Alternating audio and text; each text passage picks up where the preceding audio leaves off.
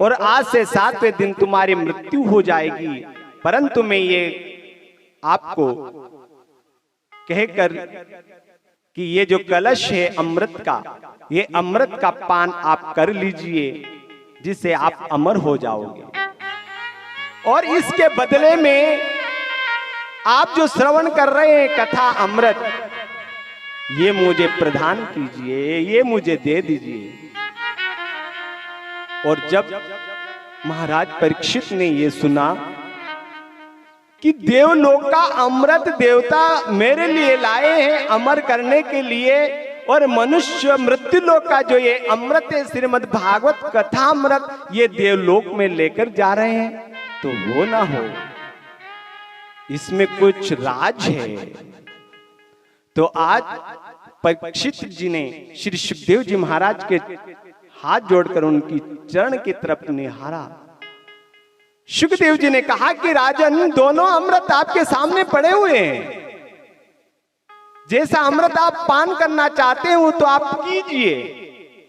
एक जो देवता लोग लेकर आए हैं स्वर्ग से अमृत, इस अमृत को पीने से आप अमर हो जाओगे, ये बात सत्य है। परंतु क्षीणे पुण्यम नष्टः, जैसे जैसे तुम्हारे पुण्य नष्ट होते जाएंगे और स्वर्ग से तुम्हारा पतन हो जाएगा और वापस तुम मां के गर्भ में आओगे, फिर जन्मोगे, फिर मरोगे।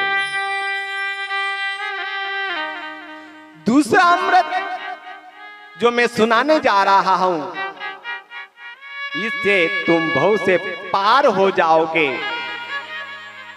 और हरि के लोक में तुम्हारा वास होगा, परमात्मा के चरणों में तुम्हारा वास होगा, तुम्हारा दोबारा जन्म नहीं होगा। इसलिए अब आपको कौन सा अमृत चाहिए? परीक्षित जी ने देवताओं को फटकार दिया कि अरे देवताओं, मुझे छलने के लिए आए थे, नहीं चाहिए तुम्हारा अमृत, मुझे तो मेरे गुरुदेव अमृत पान करा रहे, श्रीमद् भागवत कथा अमृत, श्री कृष्ण कथा अमृत में तो वो अमृत पान करूंगा, तुम्हारा अमृत मुझे नहीं चाहिए। महाराज परीक्षित ने देवलोक का अमृत को ठुकरा दिया और देवता उस अमृत कलश को लेकर के चले गए। सुखदेव जी कहने लगे कि राजन, सप्ताहेन श्रुतम चेत सर्वथा मुक्तिदायकम संकाद्य पुरा प्रोक्तम नारदाय दयः परा। यदि इस कथा को सप्ताह विधि से श्रवण किया जाए, 7 दिन तक रोज अपने आसन पर बैठ करके, एक जगह बैठ करके अगर इस कथा को श्रवण किया जाए, सुना जाए, तो मैं गारंटी लेता हूं निश्चित वो मुक्त हो जाता है। एकाग्र मन से अगर उसको सुना जाए और अपने कानों से अपने हृदय में उतार ले, तो वो भव से पार हो सकता है। सर्वथा मुक्तिदायकम, उसकी मुक्ति हो जाती है। संकाद्य पुरा प्रोक्तम नारदाय दयः परा। और ये कथा एक समय सनंदन सनातन और सनत कुमार ने नारद जी को सुनाई थी। एक बार एकदा ही विशालायाम चत्वारः ऋषियो अमला सत्संगार्थ समायाता ददृशु तत्र नारदः। एक बार निर्मल बुद्धि वाले चारों ब्रह्मचारी सत्संग के उद्देश्य से विशाला क्षेत्र में गए और वहां पर जाकर कर चारों ऋषि कुमार सत्संग करते थे। सनक, सनंदन, सनातन और सनत कुमार चारों 5 वर्ष की आयु में हैं। एक भाई कथा करता है, 3 भाई कथा श्रवण करते हैं, फिर दूसरा भाई कथा करता है, फिर 3 भाई श्रवण करते हैं। ऐसे लगातार चलता रहता उनका सत्संग। कहां पर? बद्री विशाल। एकदा विशालायाम, बद्री विशाल में। और जब ये सत्संग चल ही रहा था, तब वहां पर आकाश मार्ग से देव ऋषि नारद को आते हुए देखा।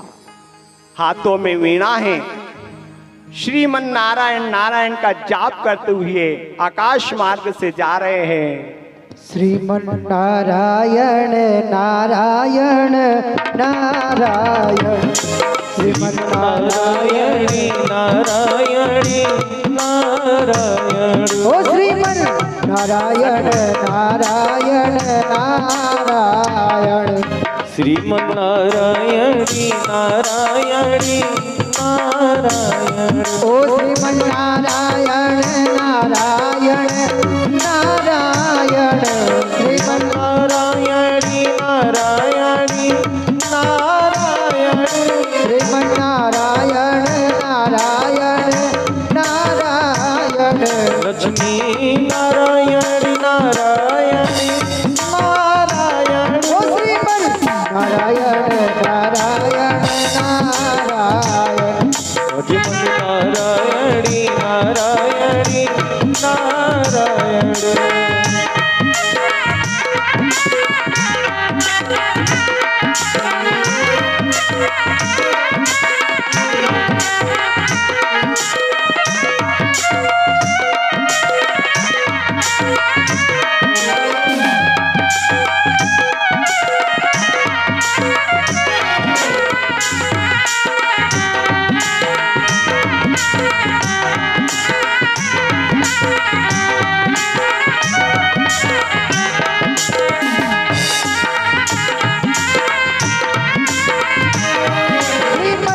नारायण नारायण नारायण, जो नारायणी नाम लेते हैं, ओ जो नारायण नाम लेते, जो नारायण नाम लेते हैं, जो नारायण नाम लेते, पाप होए सब पाप होए सब पाप होए सब नारायणी, मद नारायणी नारायणी नारायणी, ओ भजमन नारायण नारायण नारायण,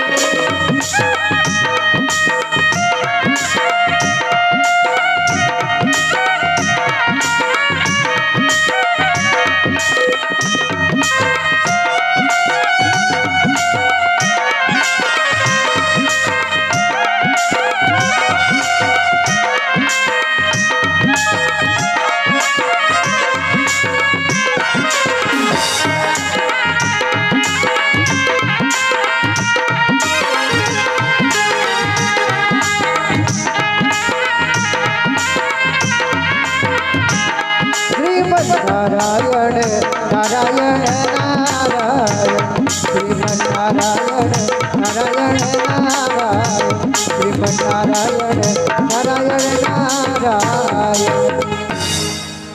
बोलिए वृंदावन बिहारी लाल की जय हो। और आकाश मार्ग से जैसे ही नारद जी को देखा, आ रहे हैं चारों ऋषि कुमार, कथम ब्रह्मंदिनी मुखा कुतस चिंता तुरो भवान तुरित्यम गम्यते कुत्र कुतश्च गमनम तवा। हे नारद, हर समय ब्रह्मानंद में लीन रहते हुए भी आज तुम्हारा मुख मलिन क्यों है? क्या चिंताएं तुम्हें? तुम जल्दी जल्दी कहां जा रहे हो और कहां से आ रहे थे? दौड़ते हुए जा रहे हो, तुम्हारा मुख मलिन है, उदास हो, हताश हो, निराश हो, चिंतित हो, भयभीत हो। क्या हुआ तुम्हें? अरे तुम तो परमात्मा के लाडले भक्त हो, हर समय नारायण नारायण नारायण करते रहते हो, और आज तुम्हारा मुख मलिन क्यों है? क्या कारण है? हमसे कहो तुम्हें क्या दुख है। तो आज नारद जी ने हाथ जोड़कर चारों ऋषियों को कहा, महाराज एक बार में